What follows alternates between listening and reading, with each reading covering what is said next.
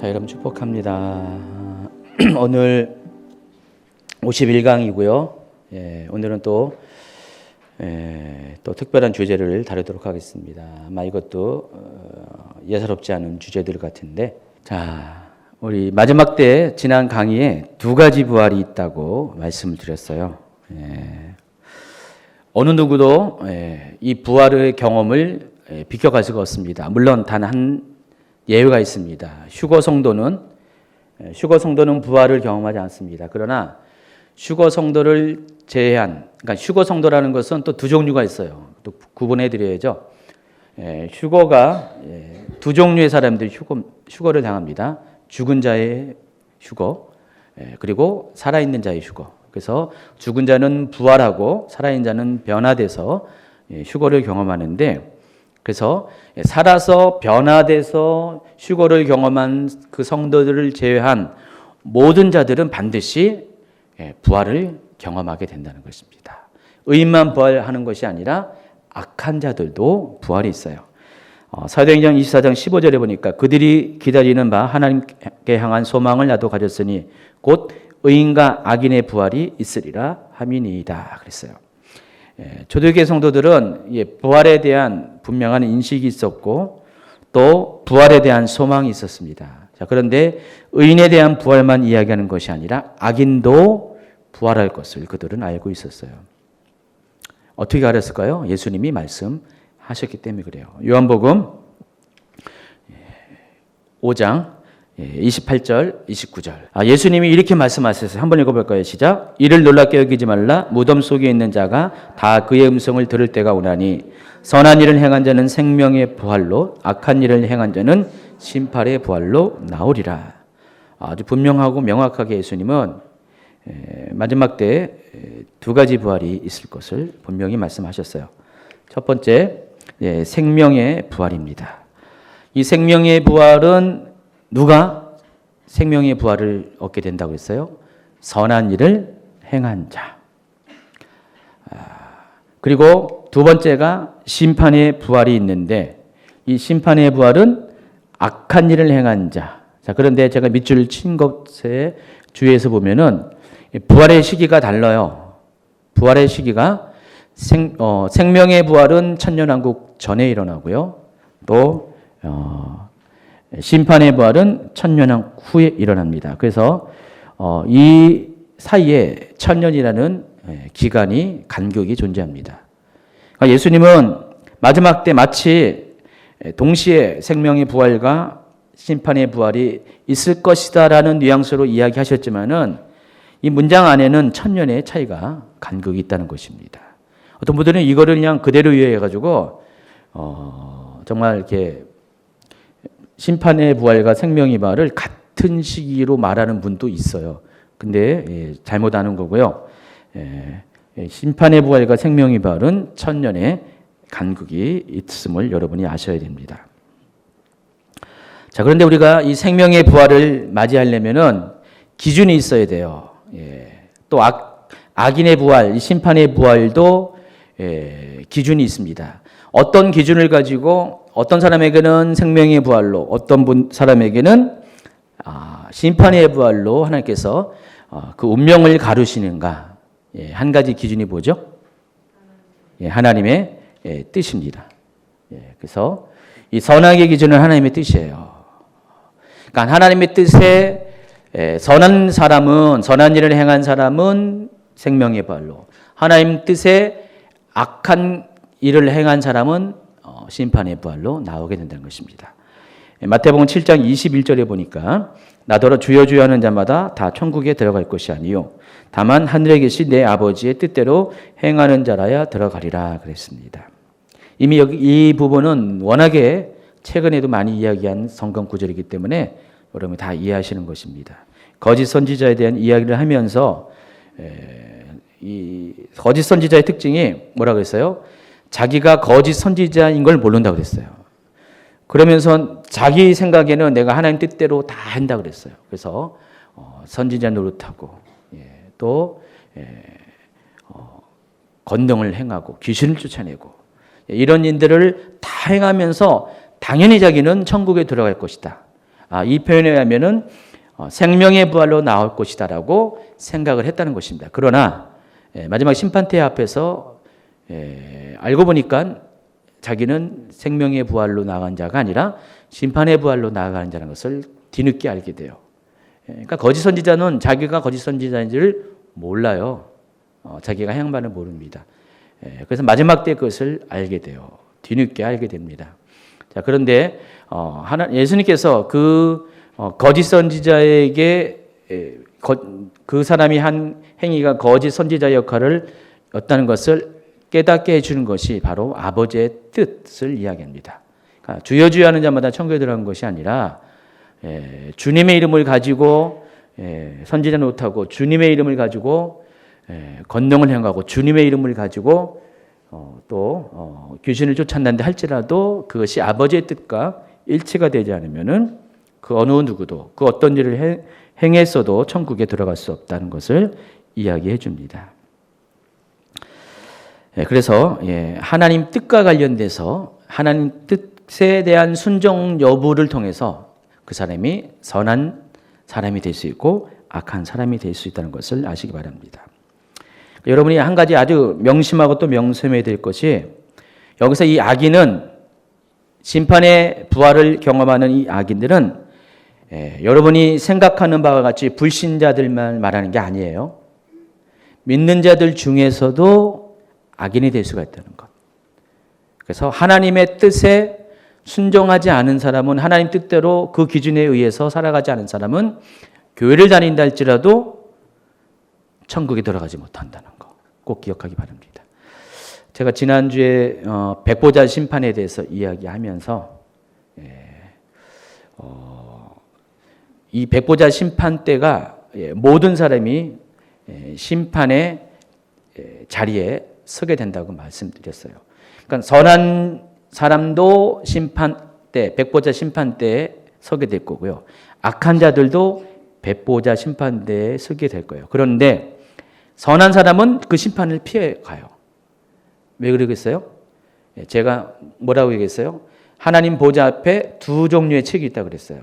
말라기서 보면은 세 종류의 책이 있어요. 기념책이라고 따로 있는데 일반 계시록을 기준으로 하면은 두 종류의 책이 있습니다. 생명의 책과 또 행위의 책이 있습니다. 생명책은 한 권, 단수로 표현됐고, 그다음에 행위의 책은 복수. 이 복수가 두세 권이 아니라 사람 숫자대로. 하나님은 사람 숫자대로 각 사람의 행위를 기록한 책들을 가지고 계세요. 그래서 여러분이 뭘 하든 태어날 때부터 죽을 때까지 여러분의 행한 모든 것들을 다 기록하세요. 진짜입니다. 뻥 아니에요? 정말이에요. 다 기록합니다. 그래서 여러분이 나중에 하나님 보좌에 가서 심판대 앞에서 심판을 받게 될 때 그 심판을 받게 될 때 그 기준, 법적인 근거가 있어야 되잖아요. 그렇죠? 여러분 일반 세상 법정에도 사람을 형벌해 줄 때는 반드시 법적인 근거가 있어야 되는데 그 근거가 그 사람이 그 법에 어긋난 행동을 할 때 그 기준 위에서 형벌을 줍니다. 판결을 내리죠. 똑같아요. 하나님도 사람이 어떻게 행한 바를 가지고 그것을 근거로 하나님은 공의의 하나님이시기 때문에 그것으로 심판을 하신다는 것입니다. 그래서 모든 사람은 다 심판받아야 될 존재예요. 그런데 생명책에 그 이름이 기록된 사람은 그 심판을 피해 간다는 것이죠. 이해하시겠죠?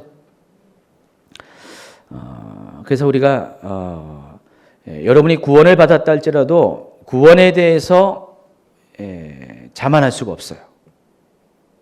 거기에 그냥 나는 구원받은 사람이다. 나는 죽어도 천국 간다. 라고 안심할 수가 없다는 것입니다. 왜냐하면 생명책은 지워지기 때문에. 생명책의 특징 중에 하나는 지워질 수가 있다는 거예요. 나중에 이름이 기록이 됐는데 그 기록된 이름이 지워질 수가 있다는 거예요. 제 얘기가 아니라 성경에서 구약 때부터 신약까지 다 일괄적으로 생명책에서 내 이름이 지워질 수 있음을 경고를 하고 있다는 것입니다. 그러니까 여러분이 어떻게 행함에 따라서 여러분의 구원이 잃어버릴 수가 있음을 두려워하셔야 된다는 것입니다. 물론 장로교 신학에서는 이 부분에 대해서 우리의 구원은 절대로 잃어버리지 않는다고 얘기해요. 근데 그게 100% 틀린 말도 아니에요. 왜냐면은 예정론의 그 신학적인 그 논리가 그거예요. 어차피 우리가 천국을 가냐 안 가냐는 그 시점을 기준으로 내가 구원을 받았는지 안 받는지가 예정한 것이 결과가 드러나는 거예요. 이 말이 뭔지 아시죠? 그러니까 내가 지금은 이제 예수 믿고 교회를 다녀가지고 구원받은 사람처럼 보이는데 나중에 하나님을 떠나가지고 구원을 못 받을 수가 있잖아요. 천국에 못 갈 수가 있잖아요. 근데 그것조차도 예정된 거다. 그것조차도 예정된 거다. 자, 이렇게 말하면은 맞잖아요. 말이 맞잖아요. 말이 맞는데 틀린 게 아니에요. 예정론이 틀린 건 아니죠. 끝까지 가봐야 예정이 진짜 천국 갈 것으로 예정된지 아니면 지옥 갈 것이 예정인지를 그때 가봐야 아는 거잖아요. 그 말도 틀린 건 아니에요. 그런데 이제 뭐 한 가지 염려스러운 것은 사람들이 착각을 해서 내가 한번 믿으면은 그 가봐야 한다는 것은 잊어버리고 그냥 교회 다니면은 예수님을 영접했으면은 그냥 당연히 내 구원은 확정된 것이라고 생각을 하기 때문에 그게 문제죠. 그래서 실제로는 예정론이 이렇게 말하는 것처럼 가봐야 하는 거예요. 그것도. 그러니까 원래 그 사람은 알고 봤더니 구원받지 않기로 예정된 거고 구원받기로 예정된 그런 결과가 우리 가운데 나중에 마지막 때 우리의 개인의 삶에 아니면 이 세상의 종말의 마지막 때에 그런 것들이 드러나게 된다는 것입니다. 그런데 그 과정 가운데 하나님은 우리를 구원하셨어도 우리의 행위가 하나님 뜻에 맞는 삶을 살지 못하면은 하나님 기준의 악한 삶을 살면은 우리는 그 생명책에서 이름이 지워질 수가 있다라는 것입니다. 그래서 그렇게 되어진 결과를 보면은 그 사람은 구원받지 않기로 예정된 거죠. 뭔 말인지 이해하시죠? 무조건 예정론 비판하면 안 됩니다. 다 그런 뜻이 있어요. 근데 이제 우리가 그 받아들이는 우리가 좀 많이 오해를 하는 거예요. 그래서 한번 우리는 그냥 교회 다니면서 그냥 나는 구원받는 것으로 예정된 사람이라고 스스로를 합리화시키고 자기 확신, 믿음이 아니라 자기 확신에 빠져서 정말 이렇게 하나님 뜻대로 살지 않은 삶을 살다가 결국 구원받지 못한 사람으로 예정된 모습으로 서게 되는 불행을 겪게 된다는 것입니다. 믿는 자 중에서도 하나님의 뜻을 알면서도 하나님 뜻대로 행하지 않는 사람이 있습니다. 그런 사람은 교회 다닌다고 해서 구원받지 못합니다. 집사, 장로, 목사 아무리 교회 직분이 있다 할지라도 아무리 뭐 사도적인 일을 한다 할지라도 아무리 선지적인 일을 한다 할지라도 천국에 가는 조건은 하나님 뜻대로 행하냐 행하지 못하느냐 바로 그것이 중요하다는 것을 여러분이 아시기 바랍니다. 그래서 하나님 뜻대로 행하지 않는 사람은 모두 다 심판의 부활을 받게 되고 그걸 가리켜서 둘째 사망이라고 하는 것입니다. 자, 그런데 고린도전서 15장 보니까 여러분 잘 알고 있는 고린도전서 15장을 가리켜서 뭐라고 합니까? 부활장. 별명이 있어요. 부활장. 15장 전체가 엄청 길어요. 구절 수가 굉장히 많은데 거의 대부분을 부활에 대해서 논하고 있어요. 참 감사한 것은 사도 바울이 이 부활에 대해서 여기서 아주 자세하게 말해줬기 때문에 정리해줬기 때문에 우리가 부활에 대한 오해를 덜 하게 됐어요. 계시록에서는 부활에 대해서 아주 단편적으로만 얘기했거든요. 그리고 오늘 뒷부분에 다룰 첫째 부활 같은 경우는 엄청나게 헷갈려요. 그래서 만약에 사도 바울이 이 얘기를 안 해줬으면은요, 우리가 많이 혼란스러웠을 거예요. 부활에 관한 것이. 물론 예수님도 부활에 대해서 이야기했지만은 사도 바울이 고린도서 15장에서 부활에 대해서 정리를 참 잘해줬어요. 예. 근데 그 중에서 여러분이 좀 이렇게 주목해야 될 것이 23절과 24절이에요. 한번 읽어볼까요? 시작. 그러나 각각 자기 차례대로 되리니 먼저는 첫 열매인 그리스도요. 다음에는 그가 강림하실 때 그리스도에게 속한 자요. 그 후에는 마지막이니 그가 모든 통치와 모든 권세와 능력을 멸하시고 나라를 아버지 하나님께 바칠 때라. 자, 이 두 구절을 보면은 부활이 어떤 순서로 일어날 것인가에 대해서 명확하게 이야기해 주고 있어요. 자, 부활은 모두 세 단계에 걸쳐서 시간 순서적으로 세 번의 시간대에 걸쳐서 부활이 일어난다는 것을 여러분이 아시기 바랍니다.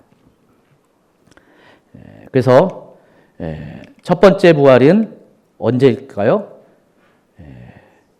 예수님의 초림 때에. 그래서 예수님의 초림의 시기에 예수님이 죽으셨고 예수님이 부활하셨는데 그 부활이 첫 번째 부활이에요. 그래서 예수님을 가리켜서 첫 열매라 이렇게 이야기했어요. 부활의 첫 번째 열매다. 첫 번째 결과다 그랬습니다. 자, 그런데 여러분 상식적으로 한번 생각해 볼 거예요. 물론 아시는 분은 아시겠지만 아마 여기 계신 분의 한 3분의 2는 약간 퀘스천이 있을 거예요. 목사님, 성경에 보니까 예수님 이전에도요 죽었다가 살아난 사람들이 많이 있는데 예수님도 죽은 자들을 여러 명 살리셨는데 그들은 뭐예요? 부활한 거 아닙니까? 그렇게 질문할 수 있지 않아요? 질문을 가졌죠. 답을 다 알아요? 그 질문에 딱 멈춰 있는 분이 분명히 계실 거예요. 그렇죠? 논리적으로 맞지 않잖아요. 예수님 이전에 많은 부활자가 있었어요. 예수님은 나인성의 과부 아이들도 살렸고요. 또 야이로의 딸도 살렸고, 또 아주 유명한 그 나사로 죽었다가 나살았다고 이렇게 외치고 나온 그 나사로도 살렸고요. 많이 살렸잖아요. 또 예수님의 제자들도 죽은 자들을 많이 살렸잖아요. 근데 예수님이 왜 부활의 첫 번째 케이스다라고 말할까요? 그 이유가 있습니다. 그들이 부활한 건 맞아요. 죽은 자가 살아난 건 맞는데 더 중요한 것은 그들은 다시 죽었다는 거. 죽었다가 부활했다가 다시 죽어요. 그러니까 아마 이게 나중에 이제 그 마지막 때 그 모든 마지막 때가 다 지나가지고 영원한 나라에 가면은 아마 몇 사람이 만나서 이렇게 그럴 거예요. 너 몇 번 죽었다 살아났니? 그럴 거예요. 그러면은 나 한 번 죽었다 살아났는데, 근데 나는 2번 죽었다 살았는데 하면서 몇몇 사람이 있을 거예요. 그렇죠? 아주 소수지만은 특별한 웃기니? 그래서 그런 사람들이 있지만은 그러나 그런 사람은 엄밀한 의미에서 부활자가 아니라는 것입니다. 한번 살아났다가 부활했다가 다시 죽으면은 진정한 의미의 부활이 아니에요. 그런 측면에서 죽었다가 다시 살아나고 다시 죽지 않은 첫 번째 케이스가 예수님이라는 것입니다.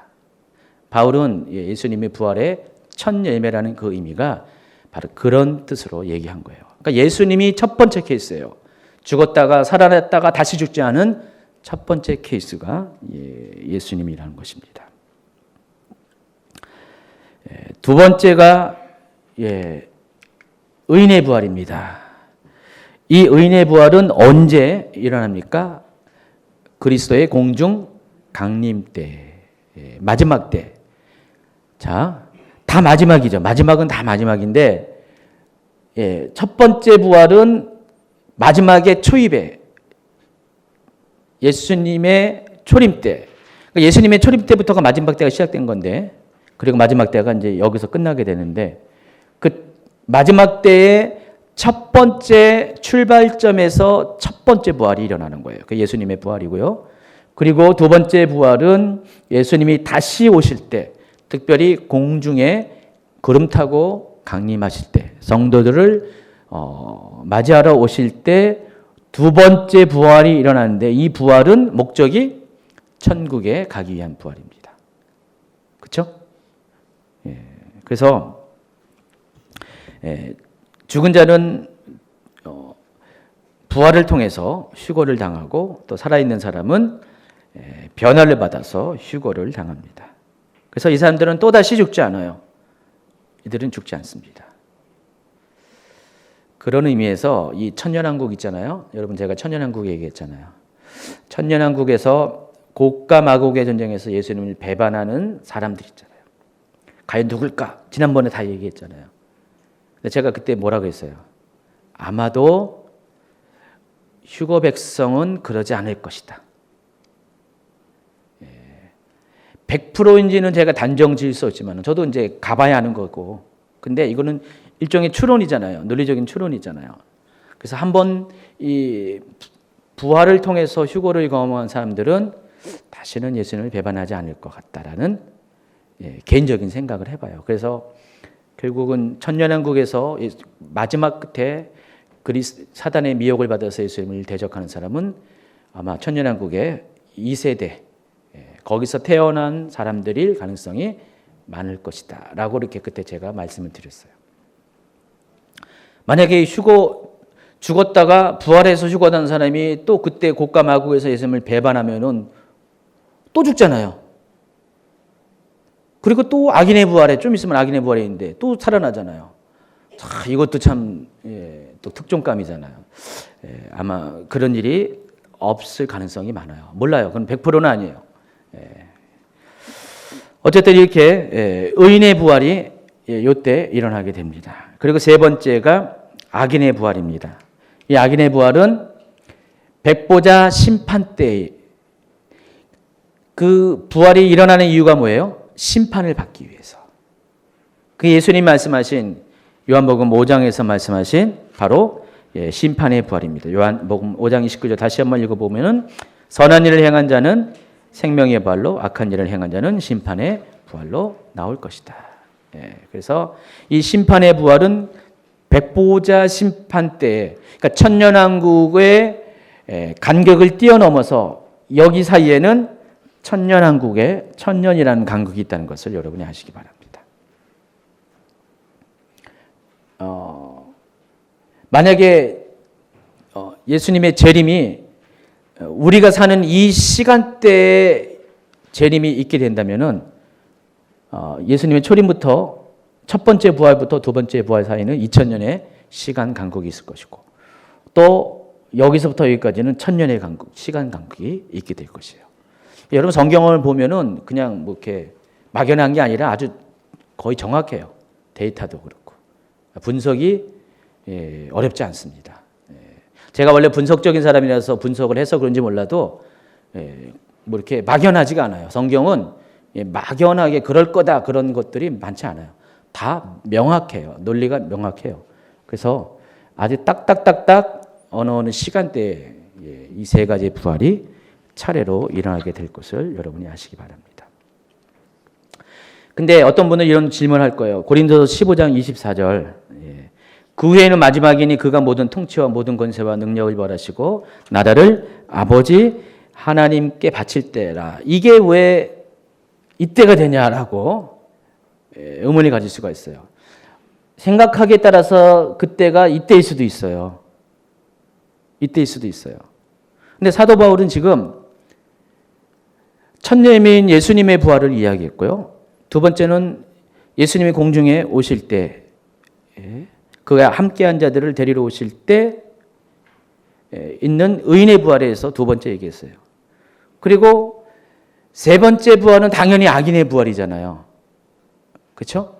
이 악인의 부활을 이야기하면서 명확하게 뭐 악인이다라고 말을 안 했어요. 사도 바울은요. 근데 그 후에 마지막이니 하면서 그냥 대략적인 이야기를 해버렸어요. 그리고 그때가 그가 예수님이 모든 통치와 권세와 능력을 멸하시고 나라를 아버지 하나님께로 바칠 때다. 그러면 이게 자칫 생각하면 천년왕국이 아닐까. 예수님이 재림하셔서 마지막 대접 재앙을 끝으로, 아마겟돈 전쟁을 끝으로, 일곱 번째 나팔 재앙을, 대접재앙 끝으로 세상을 완전히 멸하시고 천년왕국이 곧 도래하는데 바로 그 직전이 아닐까라고 생각을 할 수가 있어요. 근데 논리적으로 안 맞아요. 악인이 그때 부활해버리면 어떻게 해요? 어디 있으라고요? 악인이 있을 데가 없는데. 그들은 천년왕국 지난 다음에 또 계시록 20장 5절에 보면은 그 나머지들은 다 천년왕국 기간 동안에는 그대로 죽은 상태로 있거든요. 그래서 그거는 논리적으로 맞지 않아요. 근데 여기는 분명히 이런 표현을 해서 우리가 약간 헷갈릴 수가 있는데 이것을 세번역으로 읽어보면 여러분이 충분히 이해할 수가 있어요. 세번역 한번 여러분 강의 안에 있으니까 750페이지 위에 그때가 마지막입니다. 그때 그리스도께서 모든 통치와 모든 권위와 모든 권력을 폐하시고 그 나라를 하나님 아버지께 넘겨드리실 것입니다. 근데 이 마지막이라는 단어가 안식이라는 의미가 있어요. 그러니까 다시 말해서 안식의 때에 안식할 때가 오면은 그때 그리스도께서 모든 통치와 모든 권위와 모든 권력을 폐하시고 그 나라를 하나님 아버지께 드릴 것입니다. 라고 말을 합니다. 이 안식은 영원한 안식을 말해요. 이제 완전히 쉼을 가질 바로 그때, 바로 그때가 영원한 왕국에 들어갈 때거든요. 그때에 하나님께서 예수님께서 하나님 앞에 이 세상의 모든 통치, 권력 또 그런 권위들을 다 없애버리고 이제는 모든 것들을 하나님이 통치할 수 있도록 넘겨주시는 그때가 된다는 것입니다. 여러분 천년왕국에서 통치가 누가 했었어요? 하나님이 아니세요? 예수님이세요. 예수님이 왕이 되셨고 또 그 예수님과 함께 왕노릇하는 사람들이 있을 것입니다. 그러니까 천년왕국에서는 하나님은 그때 기간 동안에 여전히 천국에 계실 거고요. 천년왕국의 왕은 예수님이세요. 근데 그 모든 왕권조차도 다 이제 하나님께로 드릴 때가 어디냐면은 계시록 21장에 보면은 새 하늘과 새 땅이 펼쳐지고 새 예루살렘이 내려올 때 바로 그 새 예루살렘 안에 하나님의 보좌도 같이 내려오는 거예요.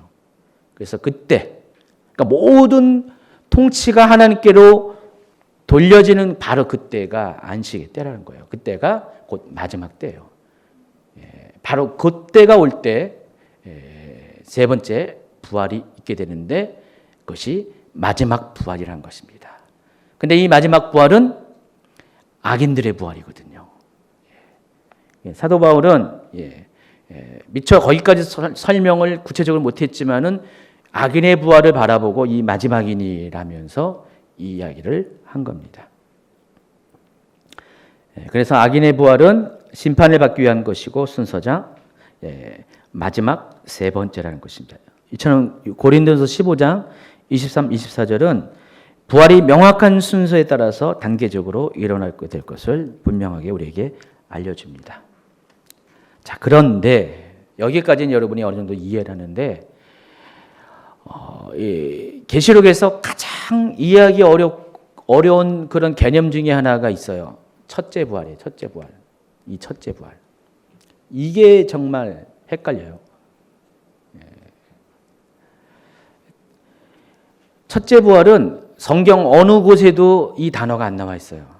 오직 여기에만 나와 있어요. 계시록 20장 5절, 6절에 딱 여기만 첫째 부활을 이야기하고 있어요. 근데 이야기를 들어보면은 앞서 말하는 사도 바울이 말한 고린도서 15장의 내용과 비교해 가지고 엄청나게 혼란을 주는 거예요. 그래서 첫째 부활을 어떻게 해석하냐에 따라서 부활의 스토리가 또 달라져요.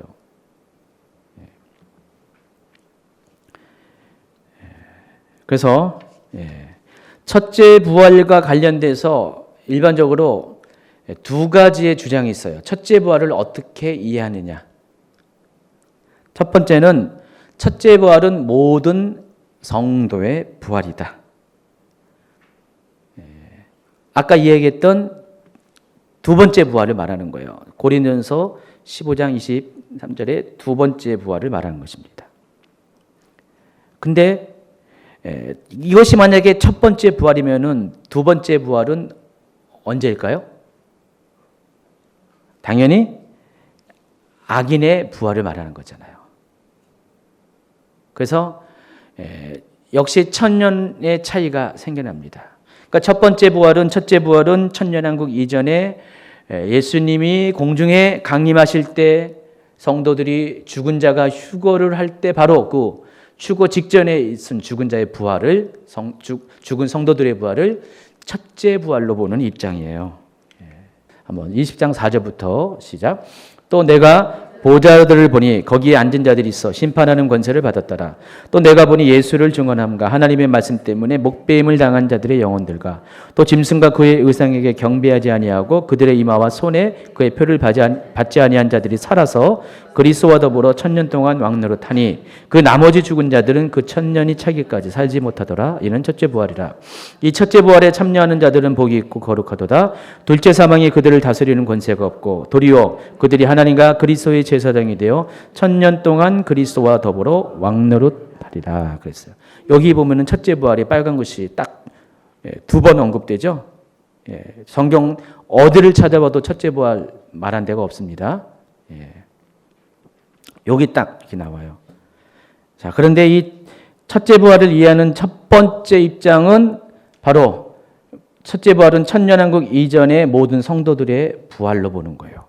그럼 둘째 부활은 당연히 천년왕국 이후의 불신자들의 부활로 카운트가 되는 겁니다. 이게 첫 번째 견해예요. 첫째 부활을 이해하는 첫 번째 케이스입니다.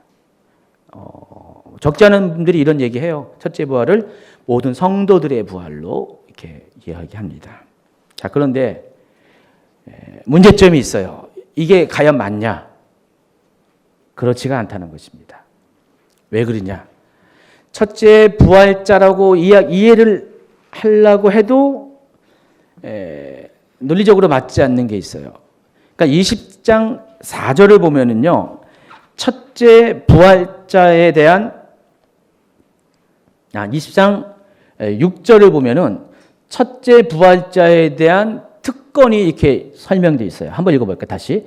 이 첫째 부활에 참여하는 자들은 복이 있고 거룩하도다. 둘째 사망이 그들을 다스리는 권세가 없고 도리어 그들이 하나님과 그리스도의 제사장이 되어 천년 동안 그리스도와 더불어 왕노릇하리라 그랬어요. 그러니까 첫째 부활자는 두 가지의 특권을 갖고 있어요. 첫 번째, 둘째 사망이 다스릴 권세가 없는 사람이에요. 이 사람은 뭐예요? 결단코 지옥에 안 간다는 그 뜻이에요. 반드시 지옥에 안 간다는 뜻이에요. 두 번째가 천년왕국에서 예수님과 더불어 왕노릇할 권세를 가진 사람이에요. 그러니까 첫째 부활자의 특권이 이래요. 또 이렇게 되기 위해서 첫째 부활자가 치러야 할 대가가 있어요. 그게 4절에 나와 있어요. 예수를 증언함과 하나님의 말씀 때문에 목뱀을 당했다 그랬어요. 그리고 짐승과 그의 우상에게 경배하지 않고 그들의 이마와 손에 그의 표를 받지 않았다. 그러니까 첫째 부활자가 되려면은 이런 대가를 치러야 한다는 것입니다. 이 대가를 치러서 결국은 뭐예요? 여기 잘 살펴보면 어떻게 해요? 목뱀을 당했다 그랬잖아요. 물론 이 문장을 어떻게 이해에 따라서 여러분의 이해도가 다른데 이건 좀 뒷부분에 설명할 겁니다. 첫째 부활에 다시 설명하면서 어쨌든 이 중에서 이런 것들 핵심적인 것들만 몇 가지 보면은 첫째 부활자가 되기 위해서는 반드시 어떻게 돼요? 순교해야 돼요. 순교해야 돼요. 자, 모든 성도들이 순교했습니까? 순교한 자들도 있지만은 그냥 자연사하고 여러 가지 병사하고 다 급사도 하고 다 그랬죠. 다양한 방법으로 죽었죠. 순교한 자들은 그들에 비하면 숫자가 소수예요. 근데 첫째 부활을 모든 성도로 이렇게 보게 된다면은 이 첫째 부활자가 치러야 할 대가의 조건에 그들 모두가 부합되지 않습니다. 그래서 첫째 부활자는 모든 성도가 될 수가 없고 주님을 위해서 자기 목숨을 내어주는 사람만이 첫째 부활자가 돼요. 그래서 첫째 부활자가 모든 성도라는 그런 논리는 맞지가 않는다. 이해하시겠어요? 두 번째, 첫째 부활자가 누구냐는 두 번째 견해는 두 번째는 순교자의 부활. 이거는 방금 설명한 거에 좀 맞죠. 그래서 순교자는 천년왕국 이전에 순교를 하고, 그런데 문제가 둘째 부활을 일반 성도들의 부활로 봐가지고 천년왕국 이후에 있다. 이렇게 주장을 해요. 이게 문제죠, 이게 또. 그러니까 앞에도 첫 번째 견해도 문제고, 이것도 한 군데는 맞는 것 같은데 한 군데가 틀리는 거예요. 부분적으로 맞는데 부분적으로 틀리는 경우가 있습니다. 그래서 일반 성도들이 부활을 하는데 악인들과 함께 심판을 받을 때 그때 부활을 한다. 그래서 아까 그 요한복음 5장 29절이 그때 또 써먹어요. 이 주장을 할 때. 봐라, 마지막 때 부활이 있을 것인데 선한 일을 행한 자는 생명의 부활로, 악한 자를 행한 자는 심판의 부활로 동시대에 이 두 가지 부활이 있지 않느냐. 그게 바로 백보자 심판 때가 아니냐. 이렇게 그 또 구절을 또 적용시키기도 합니다.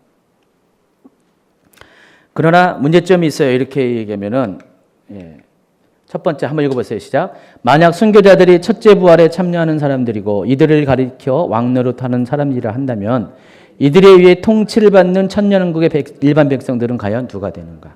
이거에 대한 답을 줄 수가 없는 거예요.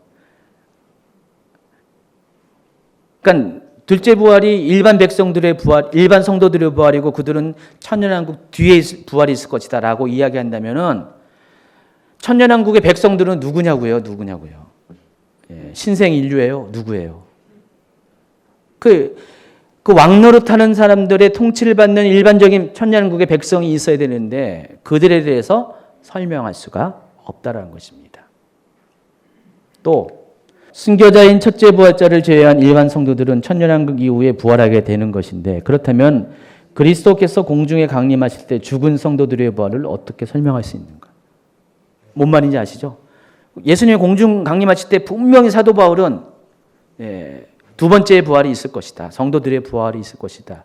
근데 그 사실을 아주 그냥 지워버리고 망각하게 하는 그런 내용이 돼요. 그래서 이 두 가지가 해결되지 않아요. 그렇기 때문에 첫째 부활이 순교자의 부활이고, 그러니까 순교자의 부활은 맞는데 거기에 따른 이제 결론적으로 둘째 부활은 모든 성도들의 부활이다. 천년왕국 이후의 부활이다. 이렇게 말하는 견해가 성립이 안 된다는 것입니다. 앞에 거는 맞는데 뒤에 게 틀린다는 거예요. 앞에 이야기는 첫 번째 견해는 앞에 게 틀리는데 뒤에 건 많지만 앞에 건 틀리는 그런 서로 이렇게 100%의 설명이 안 되는 절반의 설명만 가능한 꼴이 된다는 것입니다. 그래서 이 첫째 부활자가 누구인가에 대한 두 가지 견해 모두 이 논리적인 함정을 갖고 있어요. 근데 이렇게 다 얘기한다니까요. 이렇게 여러분 무슨 여기 관련된 첫째 부활 한번 검색해 보세요. 그럼 많이 이런 식으로 설명해요. 주석책도 봐도 막 이렇게 설명하고 막 그래요. 그래서 이거에 대해서 모르는 여러분들은 그냥 유명한 분들이 다 얘기하니까 다 그렇구나라고 아마 받아들일 거예요. 근데 여러분 다 논리적으로 잘 보면은 그게 맞지 않는 경우가 많다고요. 다 두 가지 견해가 50%의 대답밖에 안 된다. 그래서 이것을 어떻게 해결할까? 해결을 해야 된대. 그러니까 첫째 부활자가 이게 굉장히 헷갈리는 거예요. 근데 여러분이 여기서 한 가지를 좀 아셔야 될 게 있어요. 좀 생각의 전환을 하면은 의외로 답을 찾을 수가 있다는 것입니다. 그러니까 여러분이 그동안 이 부활의 순서에 대해서 여러분 아니에요. 그냥 이렇게 여기에 대해서 연구하는 분들이 대부분 한 가지에만 초점을 가졌어요. 고린도전서 15장 23, 24절. 거기에만 초점을 가졌어요. 제가 말씀드렸죠. 많은 분들이 이 마지막 때를 해석하는데 실수 중에 하나가 텍스트를 계시록으로 해야 되는데 계시록이 아닌 다른 성경들을 가지고 풀다 보니까 정작 계시록에서 말한 것들을 놓치는 경우가 많이 있다. 스스로 논리적인 함정, 오류에 빠질 때가 적잖이 있다. 그래서 사람들이 이제 그 고린도전서 15장 23절과 24절만 머릿속에 있는 거예요. 그리고 거기에 맞춰야 돼, 무조건. 첫 번째 부활, 두 번째 부활, 세 번째 부활 딱 얘기했으니까 거기에 다 맞춰 가야지 되는 거예요. 근데 갑자기 여기서 뚱딴지 같이 첫째 부활을 탁 꺼내니까 첫째 부활을 설명을 해야 되는데 설명할 방법이 없는 거예요. 그러니까 이제 나름대로 그것을 연구하고 분석해 보니까 아까처럼 두 가지. 첫째 부활자가 첫 번째 견해가 모든 성도들이다. 모든 성도들이 첫 번째 부활이고, 그리고 악인들은 두 번째 부활자다. 그렇게 얘기하고. 그런데 틀렸다 그랬죠? 문제가 있다 그랬죠? 또 두 번째는 첫 번째 부활자가 순교자다. 그건 맞는데 두 번째 부활자를 또 의인의 부활이다라고 말했어요. 근데 이게 두 가지가 거기 고린도전서 15장을 훼손시키지 않고 첫째 부활자를 설명하다 보니까 이렇게 되는 거예요. 그래서 그런 문제들이 이렇게 생긴다는 것인데 이렇게. 근데 첫째 부활자는 언제 생기냐면은 바로 이때 첫째 부활자가 일어나요. 그림에서 보는 것처럼 여러분이 딱 보면은 부활이 세 가지가 있는 게 아니라는 것을 알 수 있어요. 사도 바울은 세 가지 부활을 이야기했는데 사도 바울이 미처 보지 못했던 또 다른 부활이 한 가지가 더 있는 거예요. 그건 사도 요한이 본 거예요. 그게 첫째 부활이라는 것입니다. 시기가 다르다는 거예요. 이해하시겠어요? 요 두 가지 시기가 시간적으로는 몇 년 안쪽에서 일어나는 3년 반 차이가 간격이 있는 것이지만은 실은 또 하나의 부활이 있다는 거예요. 우리는 지금 사도 바울이 고린도서 15장 23절, 24절에서 이야기한 이 세 가지 부활이 완전히 FM이 돼버려가지고 표준이 돼가지고 이거 외에서 이 틀 안에서 모든 사고를 했다는 거예요. 생각을 했다는 거예요. 설명을 다 했다는 거예요. 그러다 보니까 첫째 부활에 대한 답이 안 나온 거예요. 반은 맞으면 반이 틀린 답이 나왔어요. 모두가 두 가지 견해가. 그런데 이 틀에서 잠깐 우리가 벗어나서 사도 바울만 정확한 게 아니라 사도 요한도 부활에 대해서 이야기했다는 거예요. 근데 사도 요한은 미처 사도 바울이 보지 못했던 첫째 부활이라는 개념을 이야기한 거예요. 추가로 이야기했다는 거예요. 그러니까 사도 바울은 이걸 몰랐어요. 어떤 분들은 시브리서에 보면은 어떤 여인들이 더 좋은 부활을 해서 모든 고난을 다 참아내고 뭐 이렇게 한다는 설명이 있어요. 그걸 가지고 그게 첫째 부활이 아니냐라고 말하는 분도 있어요. 부활은 부활인데 더 좋은 부활이라고. 근데 그것을 여러분 이제 원어적으로 잘 하면은 그게 부활 두 가지의 부활이 있는데 그 중에서 부활과 부활을 비교해서 더 좋은 부활이라는 얘기가 아니에요. 더 좋은 부활이라는 것은 제대로 해석하면은 그러니까 우리가 선택할 수 있는 것 중에서 가장 좋은 것, 더 좋은 게 바로 부활이라는 거예요. 그 뜻이거든요. 그래서 이제 그렇게도 이해하지만 그 시브리스에 나오는 더 좋은 부활은 첫째 부활이 아니에요. 저도 예전에 강의에는 그거를 그렇게 착각해서 이야기한 적이 있었는데 점점 이렇게 연구를 하다 보니까 그게 아니라는 것을 알게 됐어요. 그래서 이제는 그것을 빼내는데 첫째 부활은 사도 바울이 미처 인식하지 못했던 부활이라는 것을 여러분이 아셔야 돼요. 그리고 또 한 가지는 이 부활은 이 첫째라는 이 단어 자체가 시간에 매이는 이야기가 아니라는 거예요. 사도 요한이 말하는 이 첫째 부활에서 이 첫째는 첫 번째라는 순서적인 부활을 얘기한 게 아니었어요. 자, 그게 어떤 의미냐? 그러니까 요거 다시 보세요. 한번 읽어보세요. 첫째 부활은 바울이 말한 부활의 순서와 다른 개념이다. 다른 개념이란 거요.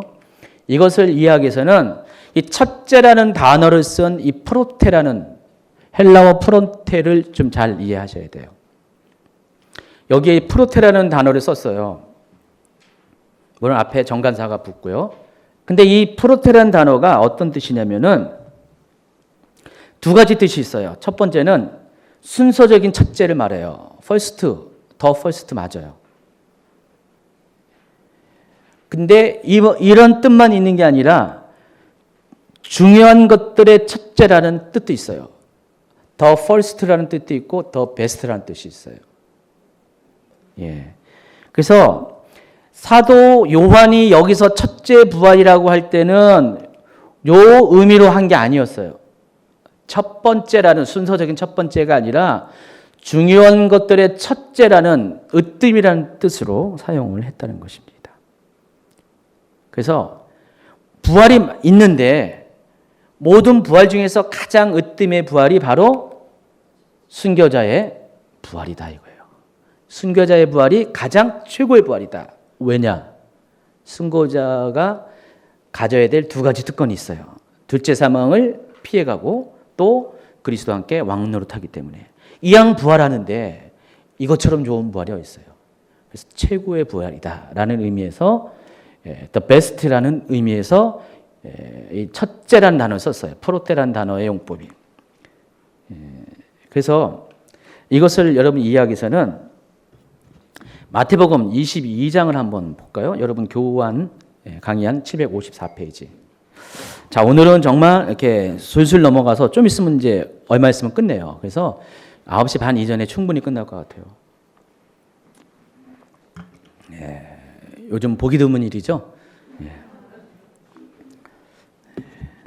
한번 마태복음 22장 35절부터 한번 읽어볼까요? 시작. 그 중에 한 율법사가 예수를 시험하여 묻되 선생님 율법 중에서 어느 계명이 크니까? 예수께서 이르시되 내 마음을 다하고 목숨을 다하고 뜻을 다하여 주 너희 하나님을 사랑하라 하셨으니 이것이 크고 첫째 되는 계명이요. 바로 여기에 이 첫째라는 단어가 이 계시록 20장 5절 6절에 있는 그 첫째 부활에 썼던 그 프로테라는 단어를 동시에 쓴 거예요. 같이 쓴 겁니다. 여기도 똑같이 비슷하게 썼어요. 순서적으로도 첫째라는 의미가 있는데 근데 여기서 더 강조되는 것은 가장 최고의 계명이 뭐냐? 그 뜻이에요. 최고의 계명이 뭐죠? 하나님을 사랑하는 거예요. 그리고 두 번째 또 사랑인데 그것은 이웃을 사랑하는 것이다. 그래서 여기 보면은 이 프로테라는 단어가 순서적인 첫째와 동시에 중요성 면에서 중요도에서 첫째라는 베스트라는 으뜸이라는 그런 의미로 사용했음을 여러분이 확인할 수가 있습니다. 자, 이처럼 첫째 부활은 모든 부활 중에서 순서적으로 첫째가 아니라 최고의 으뜸의 부활이라는 것을 여러분이 이해하시기 바랍니다. 자, 그렇게 하면은 이 첫째 부활의 의미 어떤 뜻인지를 우리가 알 수가 있어요. 그러니까 순서의 메인인 것이 아니라 이 첫째 부활은 가치로서 첫 번째 가장 으뜸의 부활을 말하고 사도 요한은 가장 최고의 부활이 바로 순교자의 부활이다. 왜냐하면 순교자는 두 가지의 특권이 주어졌기 때문에 그 결과 그래서 그 부활을 이야기하고 있다는 것을 아시기 바랍니다. 자, 그런데 아직 문제가 다 해결된 거 아니에요? 자, 그런데 이 첫째 부활자가 과연 누구인가에 대해서 한 번 더 깊이 생각해 보실 필요가 있어요. 이것을 개역개정으로 읽어보면은 보세요. 또 내가 보자들을 보니 거기에 앉은 자들이 있어 심판하는 권세를 받았더라. 또 내가 보니 예수를 증언함과 하나님의 말씀 때문에 목배임을 당한 영혼들과 또 짐승과 그의 유상에 경배하지 아니하고 그들의 이마와 손에 그의 표를 받지 않은 자들이 살아서 그리스도와 더불어 천년 동안 왕노릇하리다. 이렇게 나왔어요. 근데 이게 이해할 듯 하지만은 솔직히 약간 헷갈리게 만들어요. 두 종류의 사람이 있어요. 물론 이것까지 보면 세 종류죠. 보좌들을 보니 거기 앉은 자들이 있어 심판하는 권세를 받았다. 이 사람을 받고 또 내가 보니 예수를 증언함과 하나님의 말씀 때문에 목뱀을 당한 자들의 영혼들을 보았다. 또 짐승과 그의 의상하게 경배하지 아니하고 그들의 이마와 그 손에 그의 표를 받지 않은 자들을 보았다. 이렇게 세 가지의 어떤 인물들에 대해서 묘사를 하는 것 같죠. 자, 근데 이것을 다른 번역으로 한번 읽어보세요. 이렇게 흠정역으로 한번 읽어볼까요? 한번 있습니다. 시작. 또 내가 보좌들을 보니 그들이 그 위에 앉았는데 심판이 그들에게 주어졌더라. 또 예수에 대한 증거와 하나님의 말씀으로 인하여 목배임을 당한 사람들의 혼들을 보았는데 그들은 그 짐승에게나 그 형상에 경배하지 아니할 뿐 아니라 그의 표를 그들의 이마 위에나 손에도 받지 아니하였더라. 예, 그러므로 그들은 살아서 그리스도와 함께 천년을 통치하더라 그랬습니다. 자, 여기 문장을 잘 보면은 앞에 개역개정에서는 각각의 사람들로 설명을 되어 있는 것처럼 보이는데 여기 보면은 어때 각각의 사람인가요? 아니면은 뭐가 다른가요? 예수에 대한 증거와 하나님 말씀을 위하여 목배임을 당한 사람들을 봤는데 여러분 그 흠정역은 사람들을 혼으로 표현하는 거 아시기 바랍니다. 보통 이게 성경에서 우리가 사람들이라고 할 때 흠정역에서는 다 혼으로 이렇게 묘사해요. 원어가 그래요. 혼으로 표시를 해요. 그러니까 성경은 사람들을 혼으로 이해하는 거예요. 영혼육에서 혼이 사람이라고 이해하는 거예요. 그래서 번역을 직역하면은 원어 그대로 직역하면은 흠정역에서는 혼으로 이야기합니다. 그 사람들을 봐서 혼을 보았는데 그들이 누구냐? 짐승이나 형상에게 경배하지 아니할 뿐더러 그의 표를 그들의 이마나 손에 받지 아니한 사람. 결국 뭐예요? 앞의 문장을 뒤의 문장이 더 구체적으로 설명하는 거예요. 그러니까 목배임을 당한 이유에 대해서 설명을 하는 거예요. 그러니까 예수에 대한 증거 하나님 말씀을 인하여 목배임을 당했는데 그 구체적인 상황이 짐승에게나 형상에게 경배하지 아니할 뿐더러 그의 표를 그들의 이마나 손에 받지 아니했기 때문에 그렇게 안 하고 예수를 증거하다가 목배임을 당한 자들 그들을 보았다는 거예요. 그럼 여러분 20장 4절에 해당한 사람이 누구일까요? 순교자인데 어느 시기에? 모든 시기에 순교한 자들이 아닌 것을 알 수 있어요. 바로 후 3년 반 기간 동안에 대환란 기간 동안에 순교한 자들이라는 것을 알 수가 있어요. 대환란 기간 또 약까지 퀘스천이 나와요. 만약에 그 적그리스도의 우상에게 경배하고 뭐 짐승의 표를 받게 하는 게 과연 어느 시기에 그 일이 일어나냐, 어느 시기에 그 일 때문에 순교한 자들이 발생하냐라고 이야기하면은 어떤 사람들은 7년 환란 전체를 이야기할 수도 있어요. 왜냐면은 그 순교가 가능하니까. 그러니까 일단 적그리스도가 등장을 했기 때문에. 그래서 이미 그때부터 뭐 짐승의 표 삽입이 뭐 시도됐고 부분적으로 그럴 일이 있을 수도 있어요. 그런데 계시록 13장을 보면은 짐승이 권세를 가진 게 42개월이에요. 명확하게 3년 6개월. 그렇기 때문에 그것을 통해서 보면은 짐승이 그렇게 권세를 가지고 모든 사람들을 이렇게 압제하고 사람들을 죽이고 하는 이런 일들은 후 3년 반 대환란 기간 동안에 생길 가능성이 100%죠. 앞에는 적그리스도가 평화의 사자의 모습으로 얼굴을 가리고 이렇게 자기의 본래 모습을 가리고 활동한 시기고 후 3년 반 42개월이 진짜 적그리스도의 모습으로 활동할 때예요. 영어 성경으로 봐도 NIV 성경을 봐도요. 여러분 영어 성경으로 쭉 봐도 제가 빨간 글씨 한 것만 읽어보세요. 내가 그들의 혼들을 보았다. 여기도 여기 흠정령처럼 혼들로 얘기하죠. 예, 혼들을 보았는데 그러니까 이미 죽었다는 거예요. 이 NIV 성경의 관점에서는 죽은 자들을 봤다. 그 뜻이에요. 흠정령 자체는 그냥 죽든 안 죽든 간에 다 그냥 사람을 이야기하는데 여기서 보면은 죽은 자들을 보았다. 죽은 자들이 지금 하나님 보좌에 있는 거예요. 지금 하나님 보좌에 있는 거예요. 하나님 보좌에서 옆에서 지금 보좌에 앉아서 사람들을 심판하는 권세를 갖고 있는데 죽어서 이제 있는 거, 혼들이 거기 있는 건데 그들이 어떤 사람이냐면은 여기 영어로 NIV 보면은 they라고 빨간 글씨 써 있죠.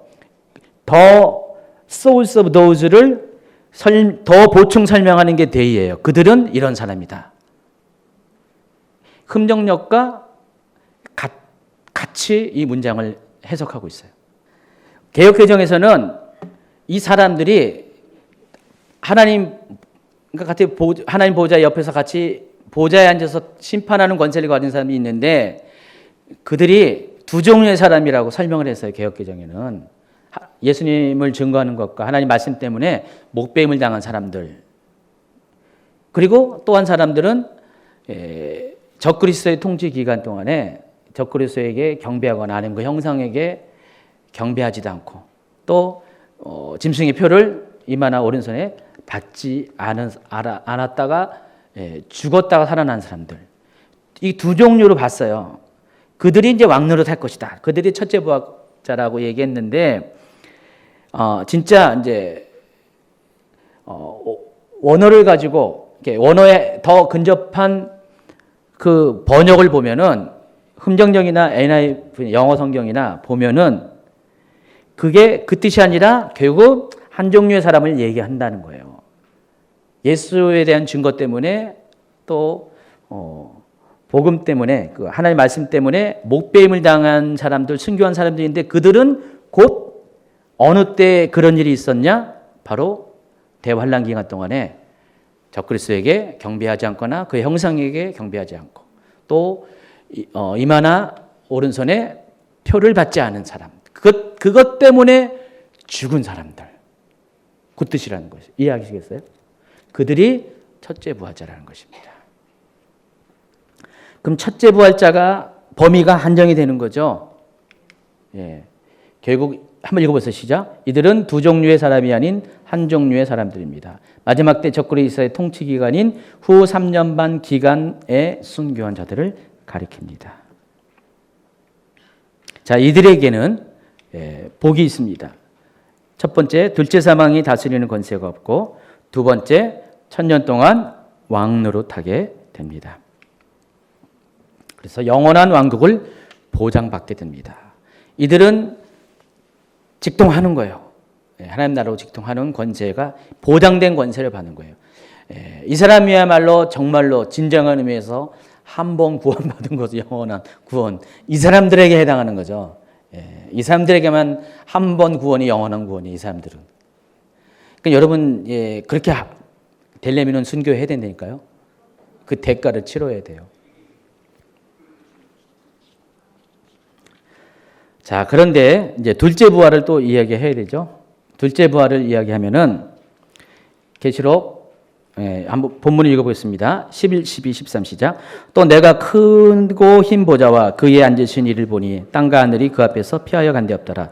또 내가 보니 죽은 자들이 큰 자나 작은 자나 그 보좌 앞에 서 있는데 책들이 펴 있고 또 다른 책이 펴졌으니 그 생명책이라 죽은 자들이 자기 행위를 따라 책들에 기록한 대로 심판을 받으니 바다가 그 가운데서 죽은 자들을 내주고 또 사망과 음보도 그 가운데서 죽은 자들을 내주매 각 사람이 자기의 행위대로 심판을 받고 그랬습니다. 이제 둘째 부활을 이해했는데 둘째 부활은 어떤 거냐? 둘째 사망에 처해지기 위한 심판의 부활이다 그랬어요. 그러니까 심판을 받기 위해서 하나님이 죽은 자들을 살리세요. 그러니까 마지막 그 보좌, 하나님의 신 보좌가 이렇게 등장하게 되면, 천년왕국에 등장하게 되면은 이전의 모든 것들이 전부 다 살아나요. 죽었던 자들이 다 살아나요. 더 이상 죽은 자들이 없고 다 살아나가지고 하나님 보호자 앞에 오게 되는데 심판이 결정이 되면은 그때부터 또 반대로 생명의 부활로 나온 자들은 영원한 하나님 나라로 들어가고요. 그 나머지 모든 것들은 둘째 사망 속으로 들어가게 되는 거예요. 심지어 여기 보니까 음부도 죽음도 더 이상 죽음도 없다는 거예요. 지옥도 없다는 거예요. 그때부터는 우리가 알고 있는 그 땅속 지옥이 없어져요. 죽음도 없어져요.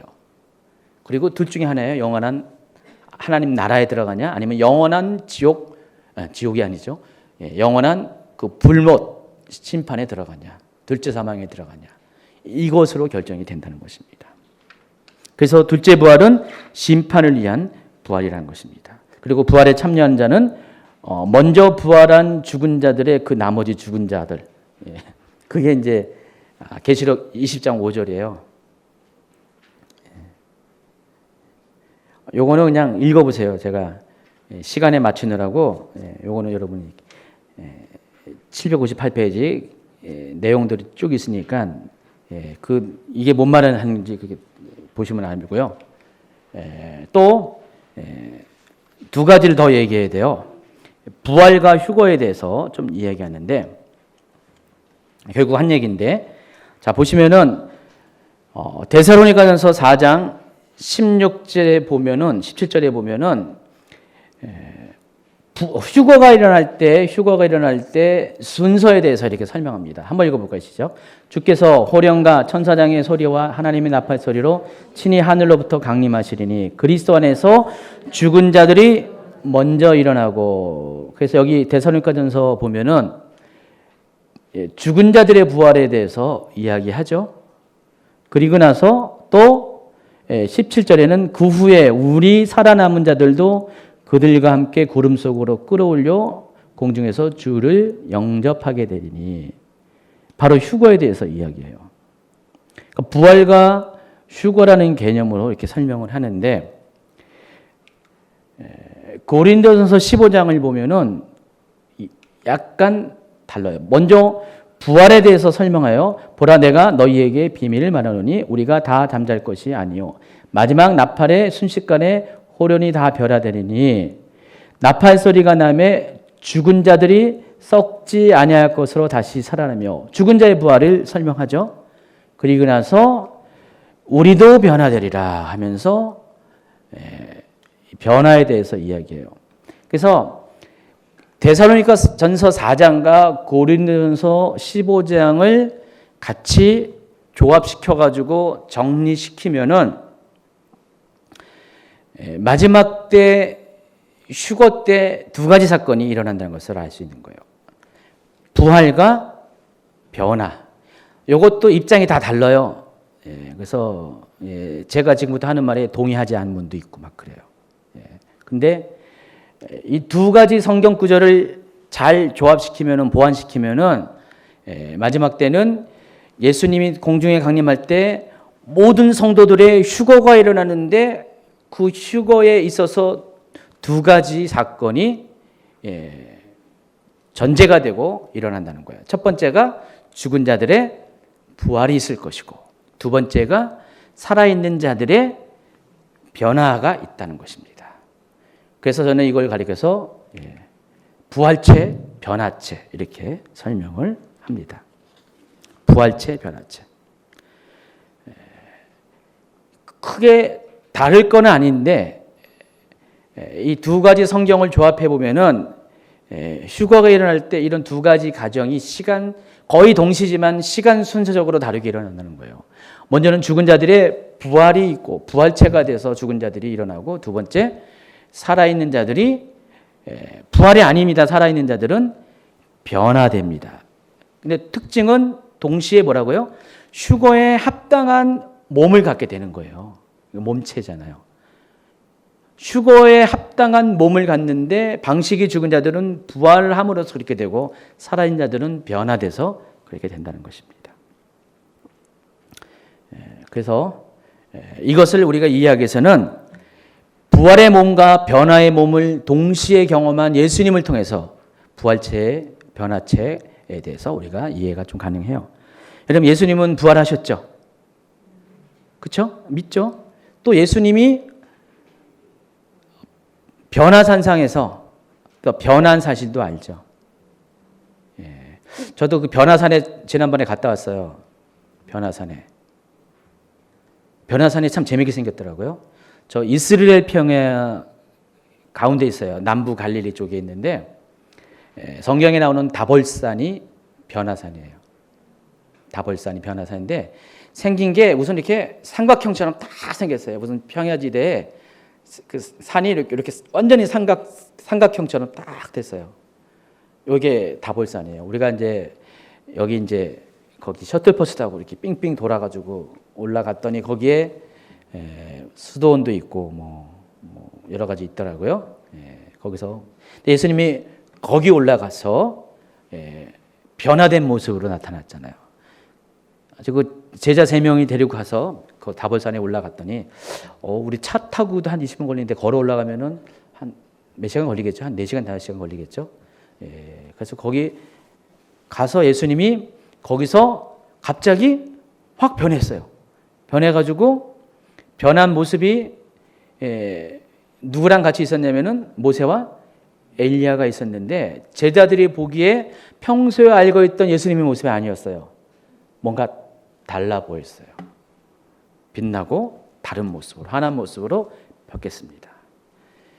근데 이미 죽은 모세와 엘리야가 예수님과 같이 대화하는 것을 보면서 예수님도 그들과 같은 어떤 외모를 갖고 있다는 것을 제자들은 이렇게 깨달을 수가 있다는 것을 여러분이 아시기 바랍니다.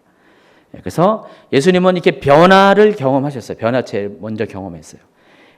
마태복음 17장 1절 한번 읽겠습니다. 엿새 후에 예수께서 베드로와 야고보와 그 형제 요한을 데리시고 따로 높은 산에 올라가셨더니 그들 앞에서 변형되사 그 얼굴이 해같이 빛나며 옷과 같이 옷이 빛과 같이 휘어졌더라 그랬습니다. 자, 근데 여기서 이 변형되다라고 하는 이 단어 있죠. 헬라어 이 원뜻이 의미가 뭐냐면은 외형적인 변화만을 이야기하는 것이 아니라 본질적인 형체의 변화를 말하는 거예요. 그러니까 예수님이 이 변화산에서 제자들에게 보여준 모습은 우리가 제자들이 알고 있었던 육신으로서의 예수님의 모습이 아니었고 예수님이 육신 자체가 본질적으로 바뀌었다는 거예요. 그러니까 육체의 한계를 가진 존재가 아니라 육체의 한계를 벗어난 그런 존재로 바뀌었다는 거예요. 그래서 외모적으로 얼굴이 해같이 빛났고 옷도 빛과 같이 휘어졌다. 이렇게 설명을 하고 있습니다. 다시 말해서 예수님의 모습이 하늘 보좌에 있는 성도들의 모습처럼 바뀐 거예요. 그러니까 하나님 보좌에 있는 그런 존재로 바뀐 거예요. 예수님이.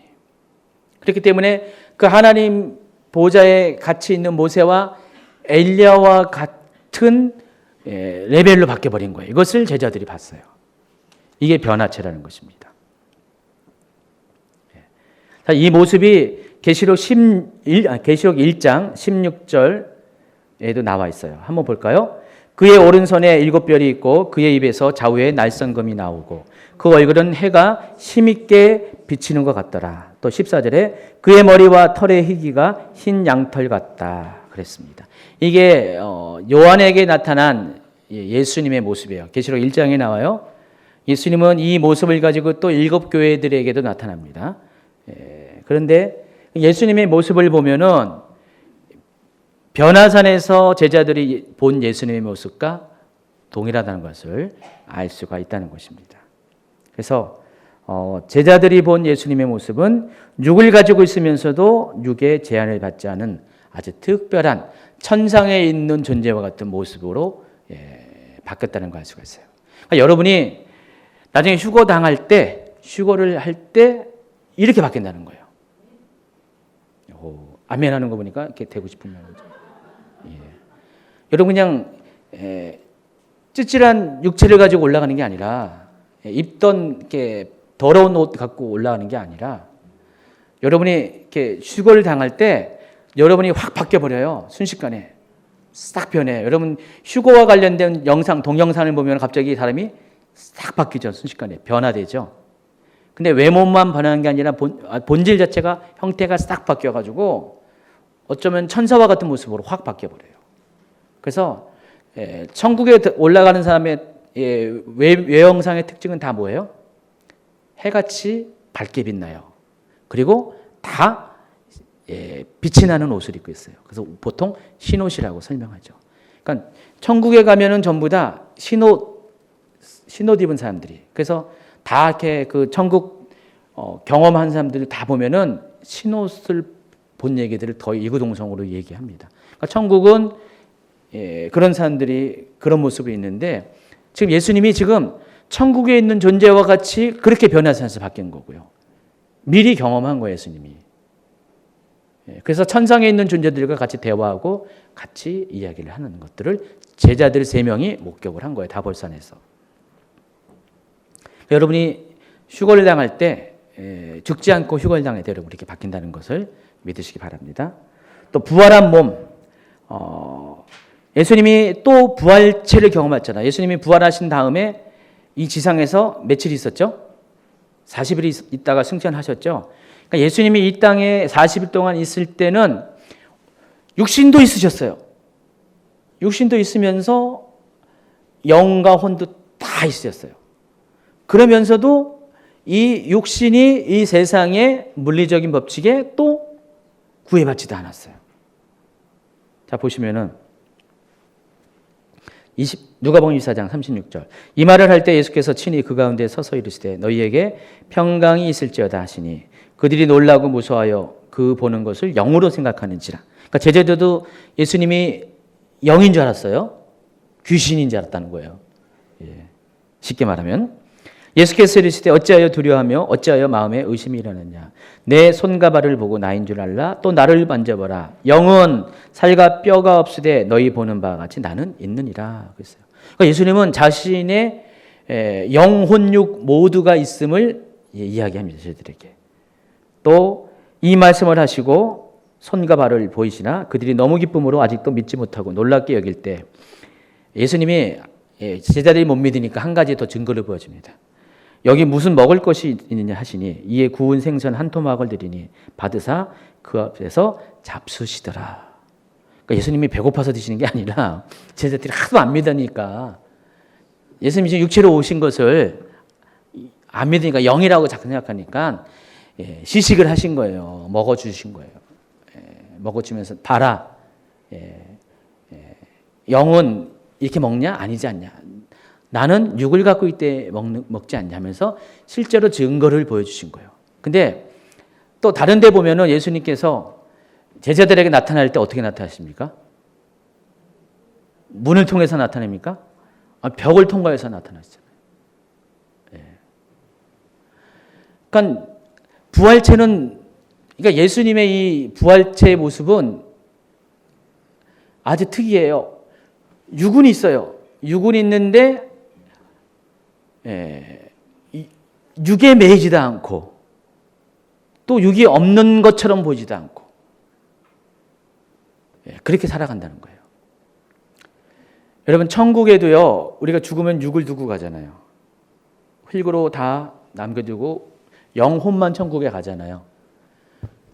그러면 천국에 가면은 물론 이 천국에서는 먹고 마시고 이런 건 없을 거예요. 지금 천국에서는. 근데 사람들이 육은 없는데 다 서로를 보잖아요. 육이 없으면 어떻게 해요? 무슨 신기루예요? 천국에서? 다 영이니까 영적으로 다 뭐 있다라고 느끼는 거예요? 그거 아니에요. 사람들이 천국에서도 봐요. 이 세상에 육만 없는 것이지 천국에서는 영혼의 모습이 있는 거예요. 영혼끼리 영혼을 보는 거예요. 이 말을 이해하실지 모르겠어요. 영화 같은 데 보면은 여러분 힌트를 볼 수 있잖아요. 딱 죽었어요. 막 그런 영혼 이탈하는 영화 이런 거 있잖아요. 뭐 별로 이렇게 좋은 예는 아니지만은 달리 설명할 방법이 없기 때문에. 하면은 옛날에 그 사랑과 영혼이라고 있었잖아요. 몇십 년 전에. 별로 좋은 영화는 아닙니다. 뇌지 영화인데 딱 죽었는데 육은 자기인 저기 있고 자기의 영은 혼은 따로 해가지고 죽은 죽을 보잖아요. 근데 접근할 수가 없잖아요. 이런 체험들 많이 해요. 천영 목사님도 했죠. 자세한 건 개인적으로 물어보세요. 공식적으로는 얘기는 안 하겠지만. 이런 체험하는 사람은 많이 있어요. 뭐, 최 목사님이 있는 게 아니라 어떤 분은 어느 날 갑자기 하나님이 자기를 이상한 경지에 이르는데 자기가 자기를 보고 있는 거예요. 자기를 보고 있는데 갑자기 자기 몸에서 자기가 일어나는 거예요. 몸은 그대로 있고 일어나고. 그리고 자기를 내다보고 막 그런 보통 유체 이탈 막 이렇게 얘기하잖아요. 그런 게 영적으로 있어요. 그래서 영혼도 모습을 그대로 갖고 있다는 거예요. 그래서 천국에 가면은 영혼도 겉모습이 있어요. 근데 이 부활체는 육의 기능도 완전히 갖고 있어요. 천국에 있는 영혼의 모습처럼 그것도 갖고 있으면서도 육의 기능을 갖고 있어요. 먹을 수 있어요. 원하면 다 할 수 있어요. 근데 육에 매이지 않고 다닐 수가 있어요. 벽을 통과할 수 있고요. 갑자기 거리를 뛰어넘어서 갈 수도 있고요. 여기 있다가 하늘 올라갈 수도 있고. 진정한 부활체는. 그러니까 예수님이 이전에 죽었다가 살아났다가 다시 죽은 그런 종류 말고 진정한 부활체의 몸을 입은 사람들은 그렇게 된다는 거예요. 이해하시겠어요? 이 두 가지가 이렇게 휴거 때 일어나게 된다는 것입니다. 그리고 중요한 것은 이 부활체의 모습, 또 변화체의 모습이 결국은 영원한 왕국에 임할 때 우리는 또 천년왕국에 임할 때 그 모습으로 이 땅에서 살아가게 된다는 것입니다. 이해하시겠죠? 오늘 부활에 대한 이야기를 쭉 나눴습니다. 여러분이 알고 있는 부활에 대한 상식도 있고 오늘 처음 알게 된 것도 있고요. 특별히 첫째 부활과 관련된 새로운 개념도 여러분이 이해했습니다. 좀 어렵습니다. 어려운데 근데 성경은 분명히 부활이 이런 순서로 일어날 것을 이야기하고요. 또 그 중간에 첫째 부활이 있을 것인데 그 첫째 부활은 아무나 첫째 부활, 으뜸의 부활을 경험하는 게 아니라 주를 위해서 정말 가장 험난한 대환란의 시기 가운데 죽음을 통과한 사람들이 부활을 하게 될 거예요. 솔직히 사도 바울은 아마 그 두 번째 부활 안에 첫째 부활을 포함시켜서 봤을 수도 있어요. 제가 얘기했죠. 계시는 점점 시대가 갈수록 뒤로 갈수록 더 분명해진다고. 계시의 점진성. 하나님은 사도 바울에게는 첫째 부활까지는 얘기 안 하셨어요. 사도 바울은 몰랐어요. 그래서 이 둘째 부활, 성도의 부활 안에 첫째 부활까지도 다 생각할 수 있을 거예요. 근데 사도 요한은 사도 바울이 미처 얘기하지 못한 첫째 부활까지 이야기하면서 결과적으로는 더 세밀하게 구체적으로 이야기하면은 사도 바울이 언급하지 못한 또 하나의 부활이 있다는 것을 우리 알려주고 그 부활은 아주 특별한 존재들에게만 하는 특별한 시기에 하는 특별한 목적으로 하는 부활이라는 것을 여러분이 아시기 바랍니다.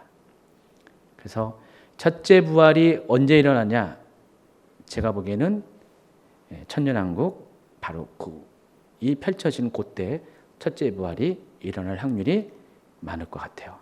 그래서 그들이 곧바로 지금 사도 요한은 20장 4절, 5절, 6절에서는 아직 천년왕국이 있기 전에 하나님 보좌가 있는 천국에서 있는 그들을 본 거예요. 그들이 지금 보좌에 앉아서 첫째 부활자가 돼서 내려가기 전에 대기하고 있는 상태를 본 거예요. 그들의 혼을 본 거예요. 영혼을 본 거예요. 근데 그들이 결국은 언제 실제로 부활하냐? 바로 천년왕국이 이렇게 오픈될 때 그때 부활할 것이라는 것입니다. 다음 주에는 이제는 20장은 다 끝내고 계시록 21장으로 넘어가면서 영원한 왕국에 대한 개념부터 이야기하겠습니다. 영원한 왕국이 어떤 것인가? 그러니까 여러분이 알고 있는 천국의 개념과 좀 비교하면서 좀 정리를 해드리도록 하겠습니다. 그리고 그 뒤에 또 생명수의 강에 대해서도 설명하면서 다 설명하면서 이제 요한계시록을 마무리할 것입니다.